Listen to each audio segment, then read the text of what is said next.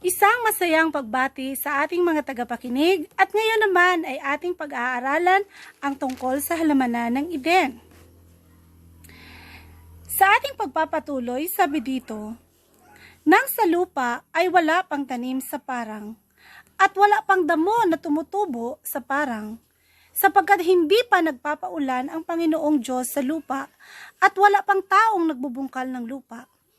Ngunit may isang ulap na pumaitaas buhat sa lupa at dinilig ang buong kapatagan ng lupa. At nilalang ng Panginoong Diyos ang tao mula sa alabok ng lupa at hiningahan ang mga butas ng kanyang ilong ng hininga ng buhay. At ang tao ay naging buhay na kaluluwa. Naglagay ang Panginoong Diyos ng isang halamanan sa silangan ng Eden at inilagay niya roon ang taong kanyang nilalang.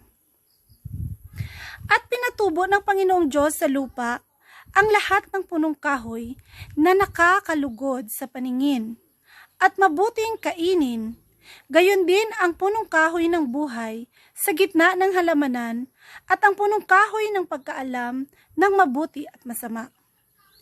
May isang ilog na lumabas mula sa Eden upang diligin ang halamanan at mula rooy nahati at naging 4 na ilog. Ang pangalan ng una ay Pishon, na siyang umaagos sa palibot ng buong lupain ng Havila na dooy may ginto. At ang ginto sa lupang iyon ay mabuti. Mayroon doong bidilyo at batong onyx.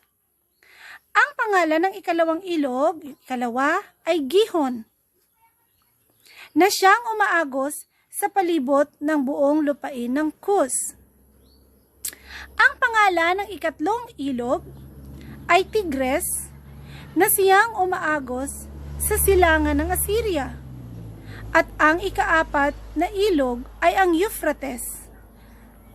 Kinuha ng Panginoong Diyos ang lalaki at inilagay sa halamanan ng Eden upang ito ay kanyang bungkalin at ingatan.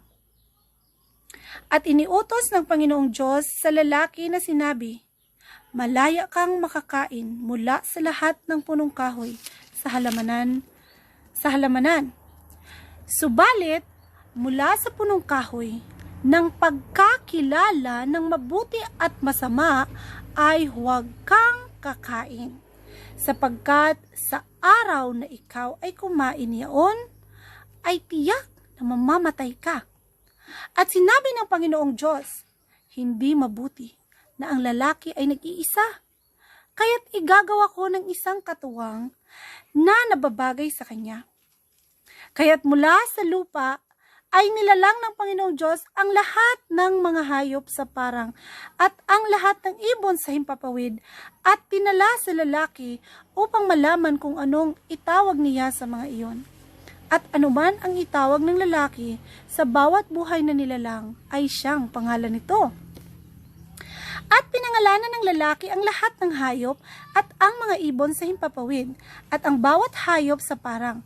Subalit para sa lalaki ay walang nakitang katuwang na nababagay para sa kanya. Kaya't pinatulog ng mahimbing ng Panginoong Diyos ang lalaki. At habang siya'y natutulog, kinuha niya ang isa sa kanyang mga tadyang at pinaghilom ang laman sa lugar na iyon.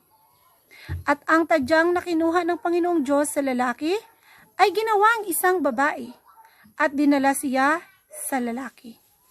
At sinabi ng lalaki, sa wakas, ito'y buto ng aking mga buto at laman ng aking laman. Siya'y tatawagin kong babae sapagkat sa lalaki siya kinuha. Kaya't iniwan ng lalaki ang kanyang ama at ang kanyang ina at pumipisan sa kanyang asawa at sila'y nagiging isang laman. Ang lalaki at ang kanyang asawa ay kapwa-hubad, ngunit sila'y hindi nahihiya. Hanggang dito lang po, at itong kwentong ito ay mababasa sa aklat ng Henesis, Kabanata 2,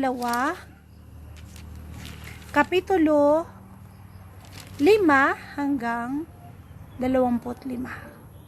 Maraming salamat po at abangan ang ating susunod na kwento na tungkol sa pagkakasala ng tao.